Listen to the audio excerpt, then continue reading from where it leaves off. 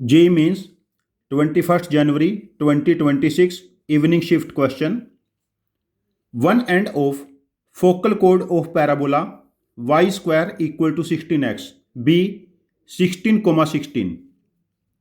If alpha beta divides this focal chord in ratio 5:2, then what can be the minimum value of alpha plus beta?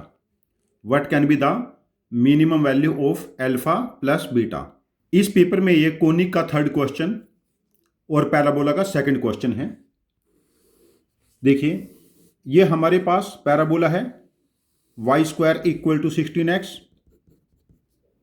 Y square equal to 16x। A का value यहां पर 4 है, तो इसका parametric coordinate क्या होगा? 4t square 8t। ये any general point है 16,16, तो यहां से t की वैल्यू 2 आ जाएगी। यदि यहां पर इस पॉइंट को हम लोगों ने ए एज्यूम कर लिया है, यहां पर t की वैल्यू 2 है और ये फोकस है 4,0, तो फोकल कोड का जो अदर एंड होगा उसमें t क्या रहेगा? पैरामीटर -1/2।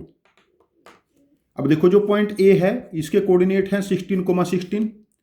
पॉइंट बी के कोऑर्डिनेट क्या हो जाएंगे? t की जगह -12 पुट करेंगे 1 और -12 पुट करेंगे 1,-2। जो हमारे पास कोऑर्डिनेट बने हैं पॉइंट बी के, that 1,-4, not -2, it is -4। T की जगह -12 पुट किया 1,-4। अब ये 5:2 में एक पॉइंट डिवाइड करेगा।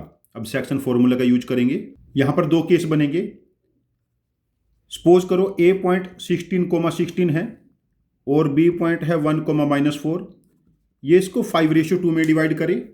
दूसरा केस ये भी हो सकता है, यहां पर देखिए, ये पॉइंट ए है 16,16, पॉइंट बी है 1,-4 और ये इसको 2:5 में डिवाइड करे। दो अलग अलग पॉसिबिलिटी है।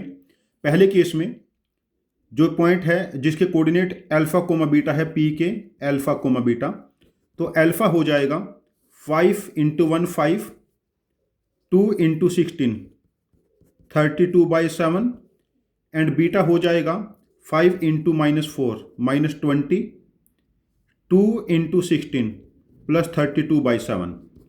तो अल्फा प्लस बीटा 37/7, 12/7, 49/7, ये वैल्यू हो जाएगी हमारे पास 7। सेकंड केस, यदि 2:5 में डिवाइड करें तो अल्फा के कोऑर्डिनेट क्या बनेंगे? ये पॉइंट अल्फा कोमा बीटा है ना, पॉइंट पी, तो 2 × 1 2, 5 × 16 18/7, 2 × -4 -8, 5 × 16 80/7। तो हमारे पास ये बने 82 + 72/7, 154/7, ये 22 हो गए। अब इनमें से हमसे मिनिमम वैल्यू पूछी गई है अल्फा प्लस बीटा की।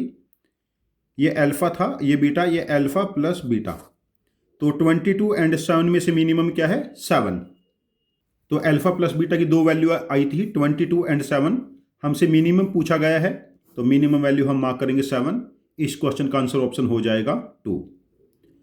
यदि आपके पास इस क्वेश्चन का कोई डिफरेंट सॉल्यूशन है, कोई इफिशिएंट वे जिसमें इतने लंबा कैलकुलेशन ना करना पड़े, अदरवाइज होगा नहीं, इतना कैलकुलेशन करना ही पड़ेगा। यदि आपके पास हो तो प्लीज़ आप अपने लॉजिक को कमेंट बॉक्स में पोस्ट करना।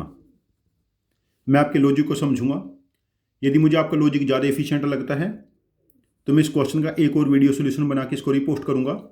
ये चैनल हम सब की लर्निंग के लिए है। Thank you very much for joining with us. Happy learning with us.